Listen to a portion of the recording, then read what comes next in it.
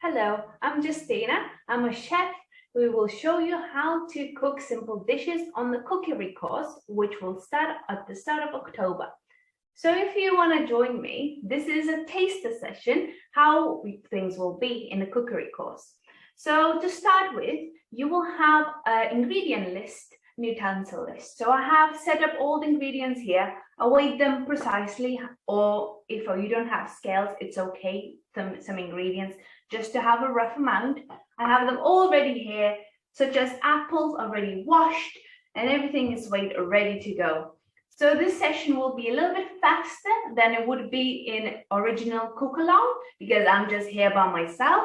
When I have people with me, we cook a little bit slower, make sure everybody has enough time to prepare. So not to worry, I will just go ahead and start making apple cake.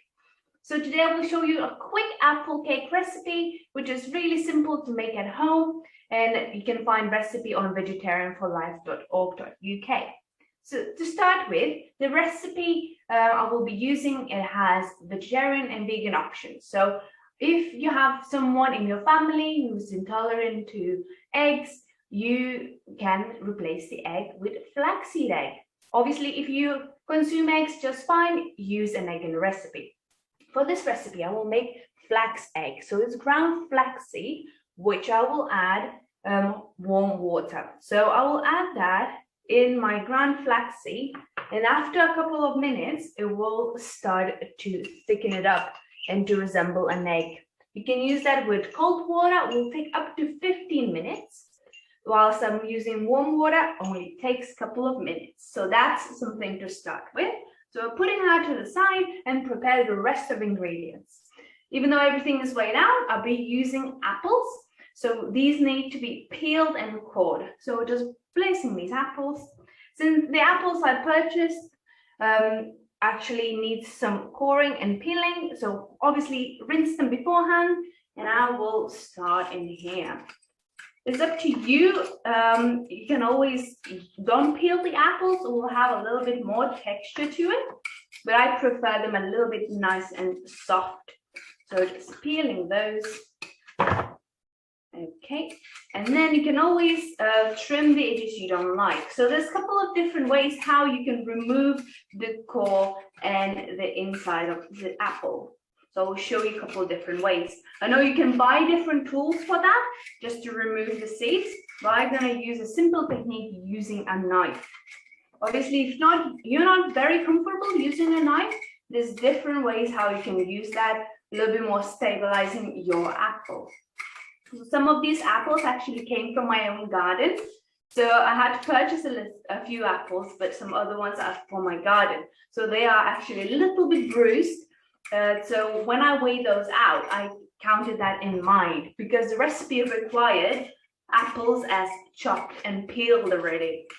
So when I weighed those out, I had 100 gram extra, just keeping in mind that I have some apples which needs to be trimmed.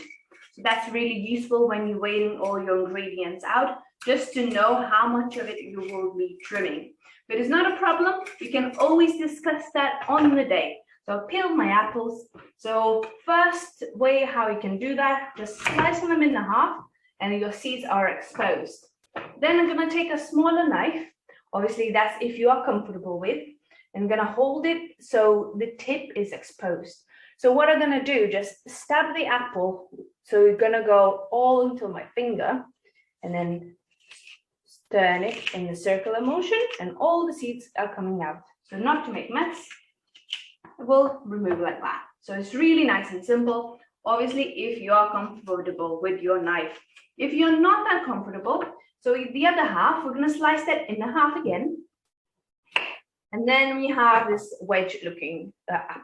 Then we're going to place it on the chopping board flat. So we can cut out the seeds that way. So we're cutting those out, and at the end we have apple like that. So it's a little bit more wastage, but it's not a problem at all if that's something you are more comfortable with. So I'm gonna just trim some of the bruised bits of the apple and make sure all the nice bits are going in our pie. So this is an easier way. So don't mind me chopping very quickly. Obviously in the session, when you join me for a cooking course, we're going to do everything a little bit slower. Make sure you're all prepared for the next step before we go ahead. So I mentioned you will have ingredient lists provided for you as well. Some ingredients you might not have at home, such as flaxseed. So you don't have to completely buy all ingredients. I don't want you to spend a lot of money on your ingredients. It should be nice and simple. Such as flaxseed, you can easily purchase that in shops, even as Lidl or Aldi. It's quite nice and cheap, and you can have a small bag if that's not something you use daily. So that's something you could actually try using because it has a lot of omega-3s and omega-6s. So hopefully you will learn at least a couple of things in this cooking course. You don't even have to be cooking all the recipes. Some days we will have a fewer recipes, and it's completely up to you how capable you are to cook along with me. And especially you might have some preferences so that you might not like some ingredients. So feel free to adapt the way you like. So now I've cut all the apples and I peel all the skins. So I'm going to chop them in quite small pieces. So what I want to do, I have one slice and I'm going to score that in small pieces. The other option is using a grater. So you can grate the apple to have a little smaller pieces without having to use your knife. So this is nice and quick. Just going to do that very quickly for you so you don't get too bored watching me chop. But ideally, at the lessons, we're going to chop all together, and that's going to be lots of fun. So using all of this. So it's quite a few apples in here. And you notice if I take too long, the apples will start getting brown. To prevent from apples getting brown, we will add some lemon juice. If you don't have lemon juice, apple cider vinegar will do the same job. Just stop for them browning and getting oxygen to the skin. Obviously, it will be a cake, so it's not a problem. If you don't want to add anything, that's completely fine. But the cake will be brown and the apples are okay, brown as well, just to kind of keep them nice and light as long as possible. So I'm just chopping everything up. And next step, we're gonna do our flour. So the recipe I'm using, it's using wholemeal flour. So if you're not comfortable using completely wholemeal flour, you can actually do that half and half. So just placing all my apples in a separate bowl for now. So I'm just clearing my chopping board so I can start sitting my flour. So I have all the apples in here, and you can see they're quite small pieces. And I have lemon juice in a bottle. If you have fresh lemon juice, feel free to use that. Just a little drizzle on the top, just to keep them nice and brown whilst prepare the other ingredients. Just a little swirl. And leaving them on the side with our flaxseed egg. This already thicken it up a little bit, so just giving it a little bit of mix. Make sure it's all kind of getting nice and absorbing the water. So I have weighed my flour, so you can see some of it is wholemeal and some of it is just regular white flour. So I still want to sieve those, even though it will be rubbed all together. Just gives that extra texture, extra fluffiness. So that's something for you if you want to eat perhaps a little bit healthier and want to include wholemeal products, but you're not quite, don't like the taste perhaps, and a bit tastes more like bread. So I would say use half and half. If you're completely not interested, use just regular self-raising flour. When you use wholemeal flour at the top, you will have some bran, which is brown, and you still want to keep that. So we're just dipping all of that bran in there, and it's not a problem, it's all good. So next ingredient, I will be using margarine. You might be aware of this brand, so it's actually is dairy-free. So once again, if you have a guest or someone you know, and they're actually dairy-free, that's a brilliant alternative for butter. If you prefer use butter, feel free to use butter, whatever you have in your house. So you're gonna rub this all together and make sure it forms breadcrumb-like consistency. So just rubbing it all together, make sure it's nice and soft. As you see, I'm only using one hand. The other hand is clean, just in case I need to grab something and add it in there. So just, obviously, if you are making larger quantities, you can use two hands, will be much faster in that way. And today I'm using this one. So mixing everything all together, make sure the larger lumps are crushed. Obviously, to help that, you can cut up the butter or margarine if you're using it beforehand in little pieces. So that really helps to rub everything together quicker. So you can already see it's starting to form breadcrumb-like consistency. So that means it's enough. You don't want to overwork too much. So then we're going to add sugar. Feel free to use brown sugar or just regular or granulated sugar. Just mixing all that up. Once again, don't want to overwork that. So next, we're going to start thinking of tastes and flavors. What we want to have in there. So I'm going to be done mixing with my hand because we're going to start adding wet ingredients. So just going to wipe my hands on the kitchen towel. And then we're going to flavor this one with my favorite spices, cinnamon and clove. Clove just brings this kind of warm and kind of Christmassy almost feel to it. Just a little bit, it's quite strong. Once again, cinnamon. If you don't have individual spices, you can use mixed spice, which is quite good for this reason that it has lots of tasty Christmassy spices. As well, I'm gonna add some baking powder to this because I had half of the wholemeal flour, which is not self-raising. We'll just have a little bit help with our raise. Once again, I'm sieving it just because it has a little bit of lumps in there. So next step, we can start adding our apples in here and our flaxseed egg. So all the wet ingredients go in there. So as you notice, there's not a lot of wet ingredients, so we might need to do some extra plant milk or your favorite milk, depends what you're using.